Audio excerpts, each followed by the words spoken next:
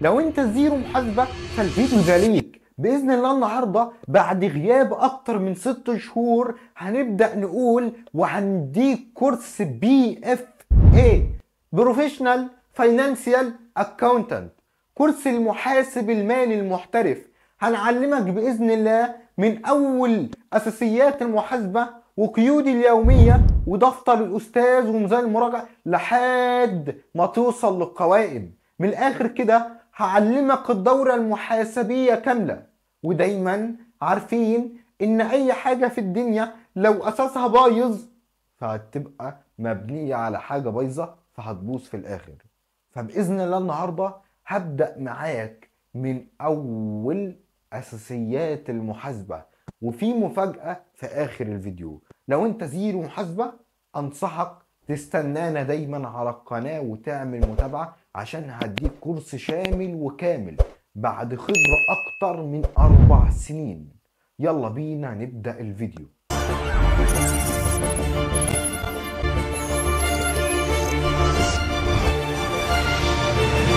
يبقى حالا أول محاضرة بنتكلم فيها عن كورس BFA، وهنبدأ بأساسيات المحاسبة المالية، يعني أساسيات المحاسبة بوجه عام اللي حضرتك خدتها من فرقة أولى.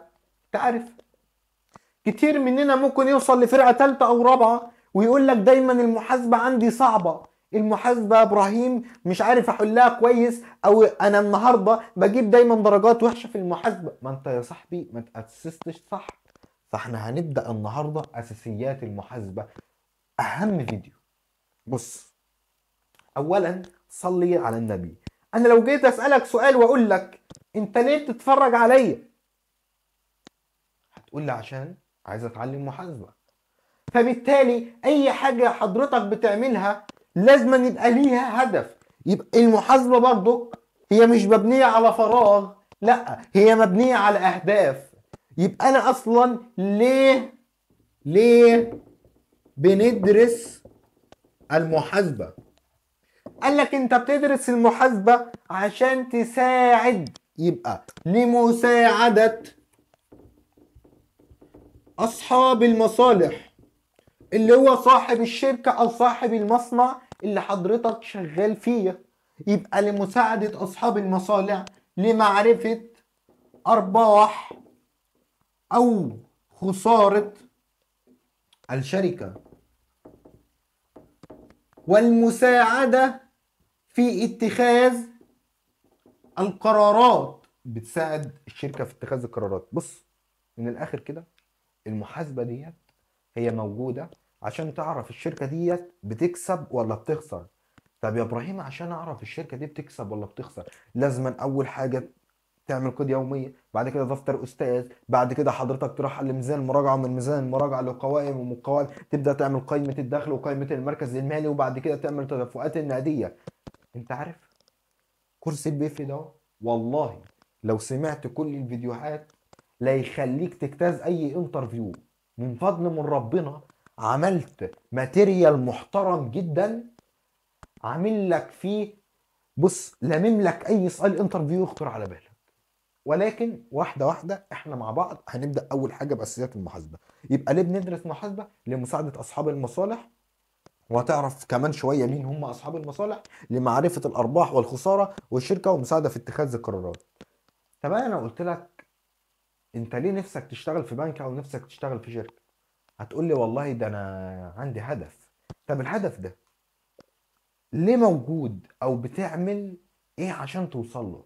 هتقول لي والله يا ابراهيم بذاكر، بجتهد، بحضر محاضرات، بسمع فيديوهات على اليوتيوب، بأهل نفسي. من الاخر برضك المحاسبة ليها اهداف. ايه اهداف المحاسبة؟ ايه هدف المحاسبة؟ قال لك هدف المحاسبة اول حاجة اعداد القوائم. بعمل القوائم المالية اللي هي عبارة عن قائمة الدخل، قائمة المركز المالي، قائمة التدفقات النقدية.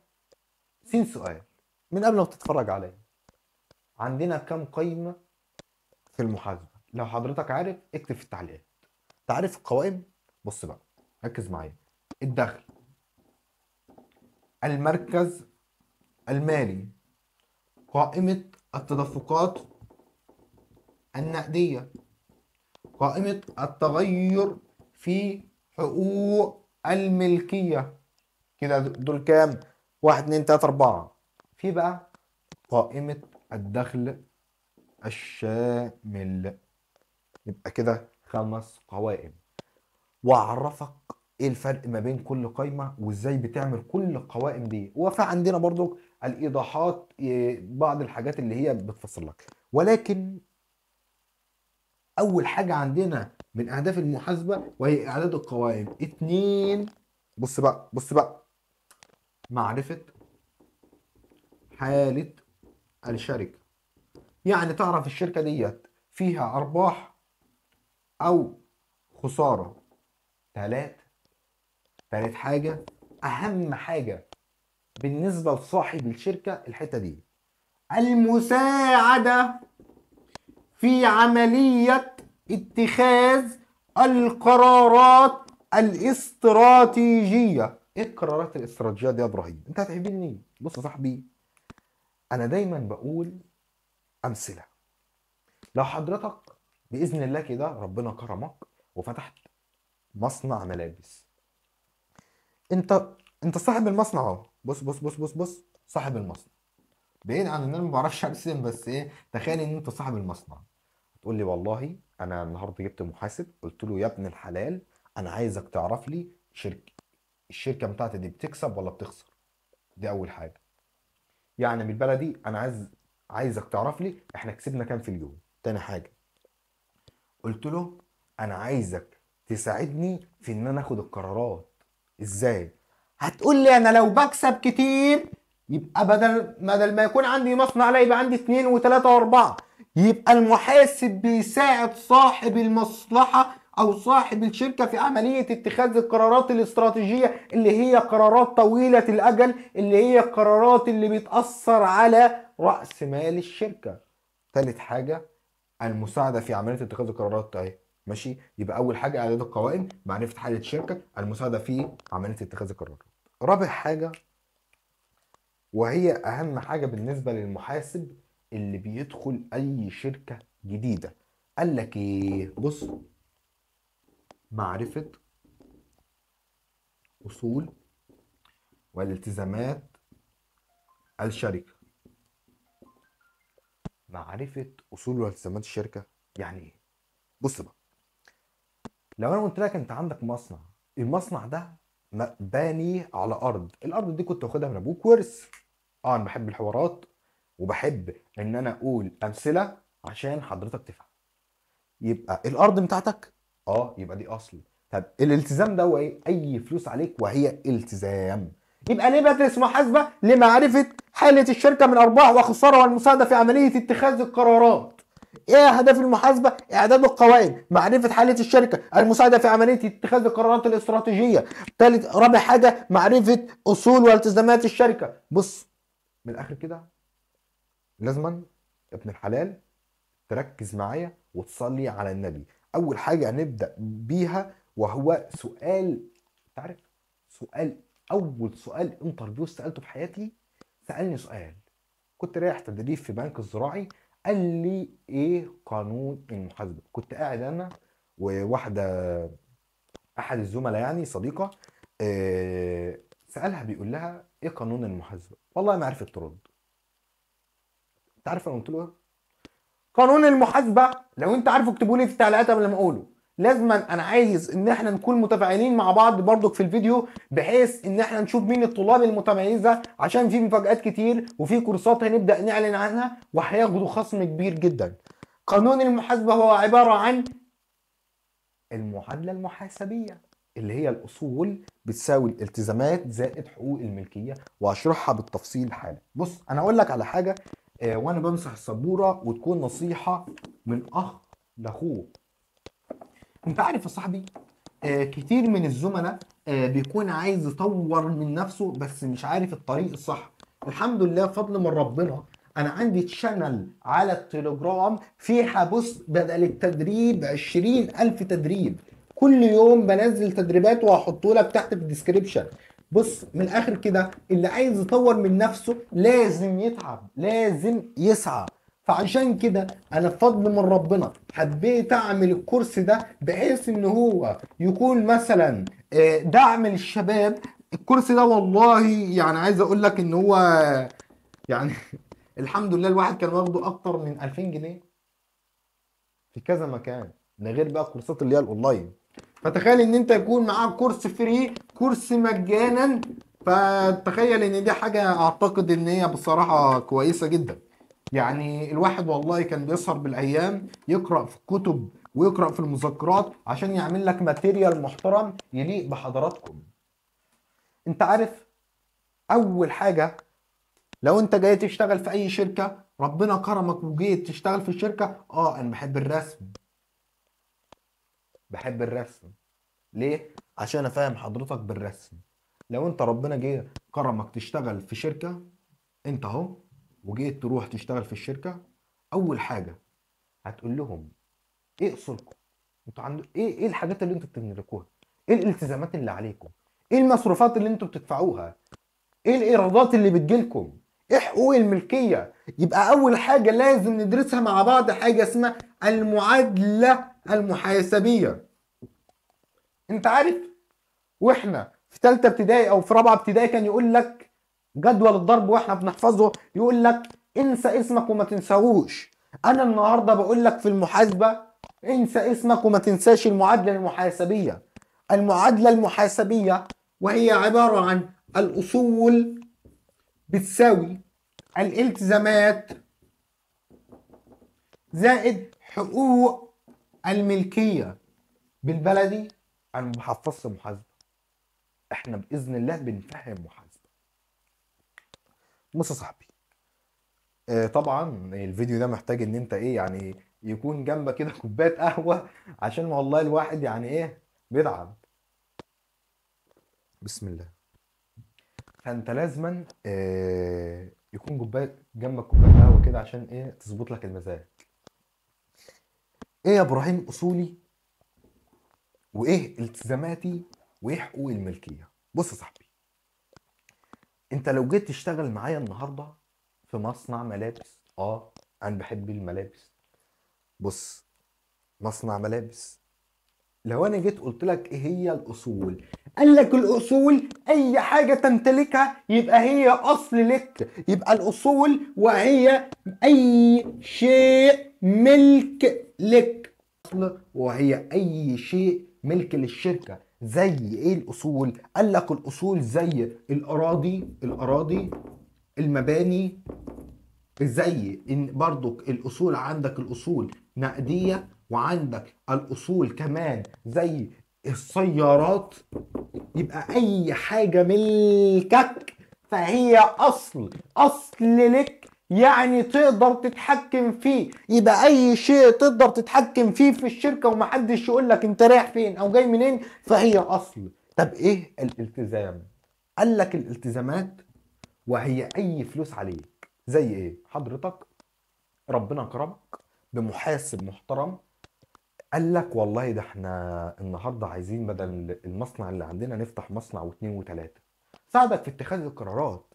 قال لك عشان نعمل المصنع ده لازم ناخد قرض. القرض ده فلوس عليك. قال لك في حاجه اسمها دائنون. وهقول لك ايه الفرق ما بين الدائنون دول ناس بتاخد منهم فلوس. طب المدينون ناس بتديهم فلوس. المدينون بتبقى اصل. انت عارف لو انا سلفتك فلوس، لو انا سلفتك فلوس يبقى المدينون دي اصل، واشرحها لك قدام. دائنون ناس بتاخد منهم فلوس يبقى التزامات عليك. قلت لك في حاجه اسمها برضك ايه، لا انا مش عايز اخش لك في التفاصيل دلوقتي، بلاش ندخل في التفاصيل دلوقتي. يبقى الاصول هي عباره عن اراضي، مباني، نقديه، سيارات. اي حاجه ملكك فهي اصل. طب اي حاجه عليك زي القروض، خدت قرض التزام، وفي قرض طويل الاجل وقرض قصير الاجل. ايه الفرق ما بينهم؟ قال لك الطويل الاجل وهو اللي بيكون اكتر من سنه، قصير الاجل اقل من سنه. حقوق الملكيه يعني راس المال، فلوسك، الفلوس اللي في جيبك، فلوس صاحب الشركه، فهي عباره عن حقوق الملكيه. تعرف ليه بنقول الاصول بتساوي التزامات زائد حقوق الملكيه. هتقول لي يا ابراهيم انت حاجه بسيطه والله الواحد اكتشفها والله ما حد قالها لي. الفلوس اللي معاك لو انت معاك 1000 جنيه واستلفت 1000 جنيه اللي هي التزامات، ورحت اشتريت آلة ب 2000 جنيه، يبقى الآلة هي عبارة عن الأصل، وكان معاك رأس مال 1000، واستلفت اللي هو التزامات 1000. فالالتزامات وحقوق الملكية هي فلوس بتجيبها عشان تمول الشركة، عشان تشتري أصول وأراضي ومباني وسيارات. هبدأ أشرح لك كل بند من دول بالتفصيل الممل، وأعرفك الأصول هي عبارة عن المدين أصول مدينة، والالتزامات وحقوق الملكية دائن. ولكن قبل ما أشرح وأخش بالتفصيل أنا حابب بس أعرفك إيه الفرق ما بين المدين والدائن. و99% من المحاسبين يعني أول ما يتخرج في ناس كتير ما بتكونش فاهمه يعني ايه الفرق ما بين المدين والدائن، وامتى تكون الشيء اللي قدامك ده مدين او دائن. باذن الله مش هسيبك، احنا مع بعض. صلي على النبي، حط لايك للفيديو ده انت لسه ما حطيتش، ويلا بينا نرجع. ولكن صلي على النبي الاول في التعليقات. يعني ايه اصل؟ قال لك الاصل وهو اي شيء ملك للشركه. حلو. قلت لك من شويه حاجه اسمها المدين والدائن. لو انت اول مره تسمع محاسبه هتقول لي ايه هو المدين وايه هو الدائن. بص، المدين والدائن، انا بحب اقول المثال ده. لو انا قاعد مع حضرتك على القهوه، طلعت 100 جنيه واديتها لي، هتقول لي على فكره يا ابراهيم انت مديون لي، انت عليك فلوس، انا مسلفك. حلو، اقفل الحته ديت واحده واحده. يبقى الشخص اللي بياخد فلوس هو المدين. يبقى ايه الفرق ما بين المدين والدائن؟ المدين وهو شخص ضعيف، شخص بيستلف فلوس، يبقى المدين وهو شخص ضعيف. الشيء اللي بتديله فلوس وبتصرف عليه فهو مدين. بالله عليك يا شيخ صلي على النبي، قلت لك الشيء اللي بتديله فلوس وبتصرف عليه، يعني اي حاجة في الشركة بتطلع فلوس من جيبك وبتدفع لها فهي مدينة. والله هتوفر عليك كتير الجملة دي، اكتبها عندك. الشيء او الحاجة اللي بتطلع فلوس وبتصرف عليها فهي مدينة. طب الدائن هو الشخص القوي. اي حاجة بتجيب لك ايراد، اي حاجة بتجيب لك فلوس، اي حاجة بتديك فلوس فهي دائنة. حلو. يبقى الشخص القوي فهو الدائن، هو الشخص اللي بيسلف، اللي له فلوس. طب الحاجة المدينة اللي بيكون عليه فلوس. حلو. هي الأصول دي مش حضرتك بتطلع فلوس من جيبك عشان تشتريها؟ هتقول لي اه. يبقى بالتالي الأصول وهي مدينة، يبقى أي أصل عندك مدين. حلو. يبقى الأصول مدينة. طب في كم نوع عندي من الأصول؟ قال لك 3 أنواع.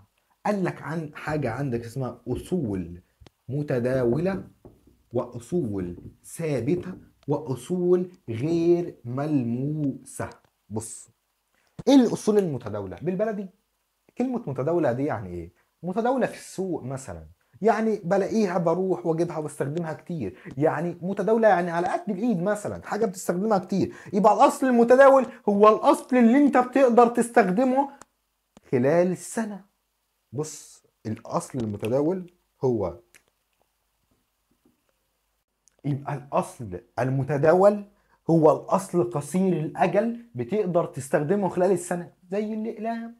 أي أصل صغير قيمته صغيرة وتقدر تستخدمه أو تبيعه خلال السنة فهو أصل متداول. زي البضاعة، مش انت حضرتك البضاعة دي بتقدر تشتريها وتبيعها خلال السنة، فهي اصل متداول. زي النقدية اللي هي الفلوس، مش انت بتاخد فلوس من العملاء وبتدي فلوس للموردين، فبالتالي بتكون اصل متداول. بص، هو لها شرطين: اي اصل قصير الاجل، او، ركز بالله، بالله عليك ركز في الحتة دي، او تقدر تحوله لنقدية. وهقول لك سؤال مهم بعد ما اخلص الاصول، سؤال انترفيو. يبقى اي اصل قيمته صغيرة بتستخدمه خلال السنة ويخلص هو اصل متداول.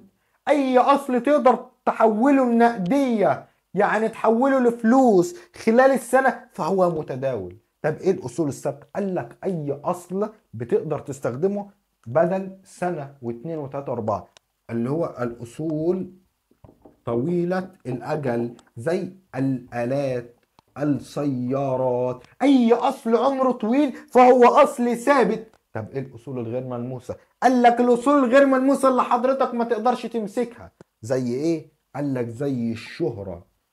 ما تيجي أحكي لك قصة ظريفة كده مهمة. هو أنا لو جيت قلت لك محل بلبن، براند بلبن، النهارده عنده شهرة كبيرة سوري يا شباب، البطارية بتاعت الكاميرا بسم الله ما شاء الله يعني باظت، دي تاني بطارية وباظت بسم الله ما شاء الله، ربنا يستر علينا. يبقى الأصول الغير ملموسة هي عبارة عن الشهرة أو براءة الاختراع.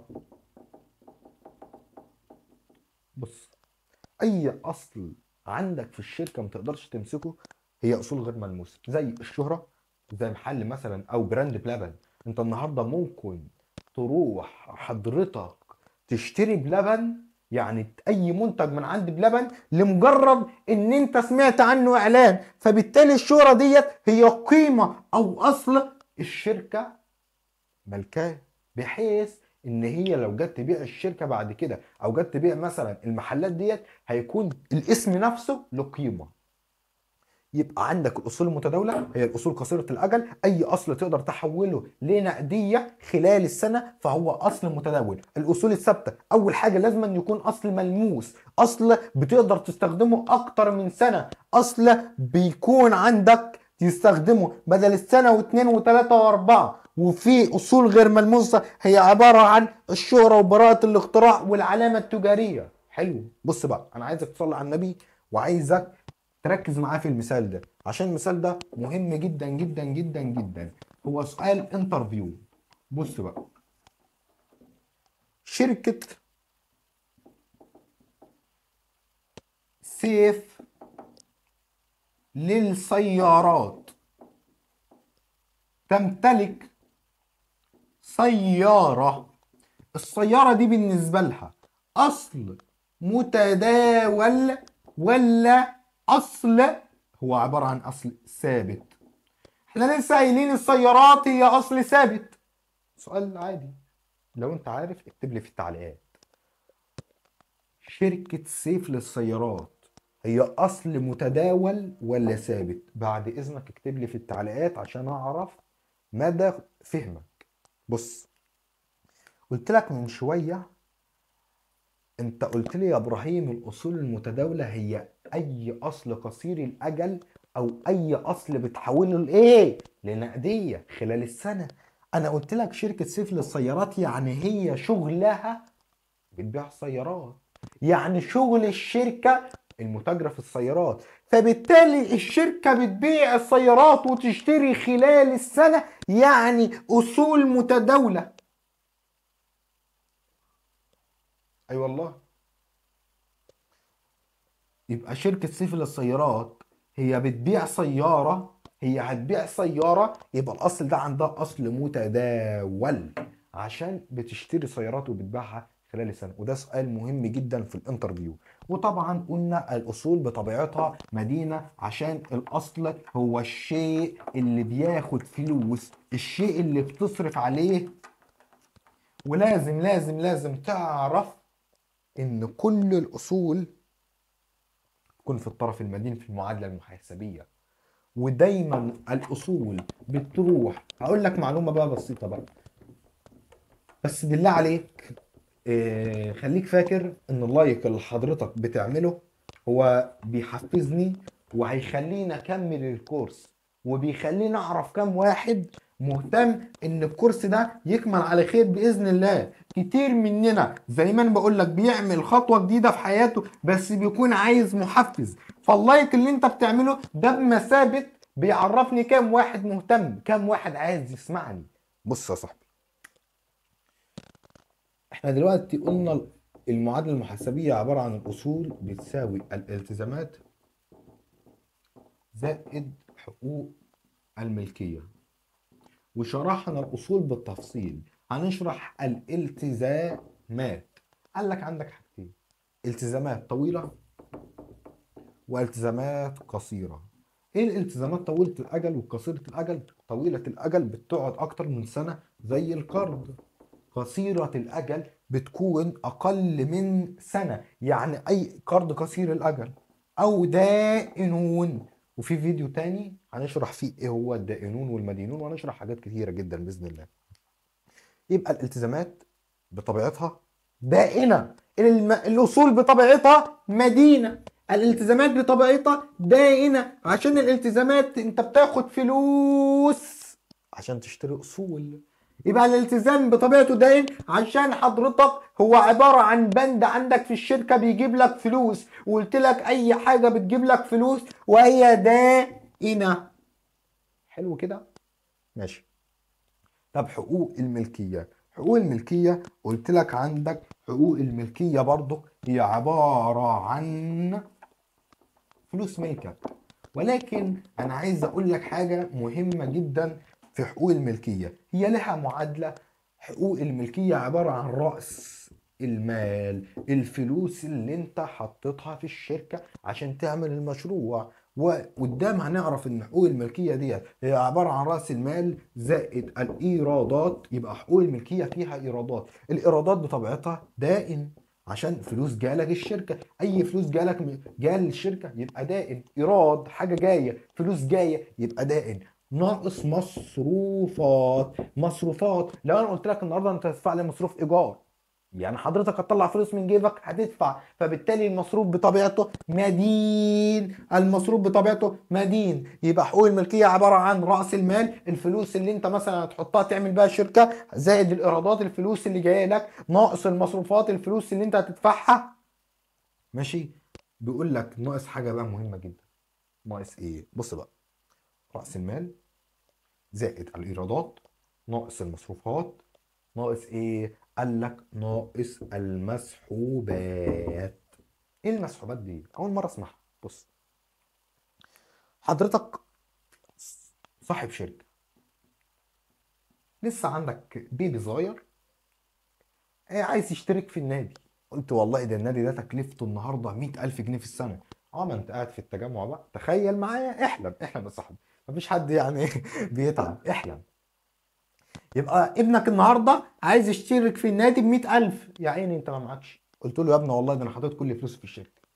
يبقى انت هتروح النهارده تسحب من نقديه بتاعه الشركه، يعني هتسحب من فلوس من الشركه عشان تدخل ابنك النادي وينبسط.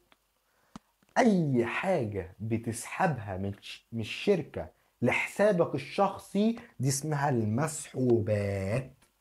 يبقى المسحوبات هي عبارة عن أي أصل تقوم بأخذه من الشركة لحسابك الشخصي. يبقى أي فلوس بتاخدها من الشركة لحسابك الشخصي وهي عبارة عن المسحوبات. يبقى النهاردة اتكلمنا عن الأصول، الالتزامات، حقوق الملكية. بإذن الله الفيديو الجاي هنبدأ بقى نعمل قيود اليومية.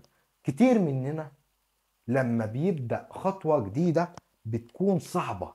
لو انت الفيديو ده ما فهمتوش كويس اكتب لي في التعليقات، ولو وصلت للفيديو ده انا عايزك تقول لي ايه رأيك في جودة الفيديو، بحيث ان احنا ممكن نطور في حاجة او الاضاءة او كده. برضو رأيك يهمني في كل حاجة، وبإذن الله في مفاجأة قريبة جدا هقول وهعلن عن كورس المحاسبة. بدل ما نعمل فيديوهات او كده، ممكن لو حضرتك عايز تشترك معايا في كورس المحاسبة وهيبقى ليه خصم 50%. ولو انت عايز الخصم 50%، اكتب في التعليقات الرقم ده: 5505، وهو كود الاشتراك، عشان اعرف مين اللي وصل لاخر الفيديو، وهو خصم 50%.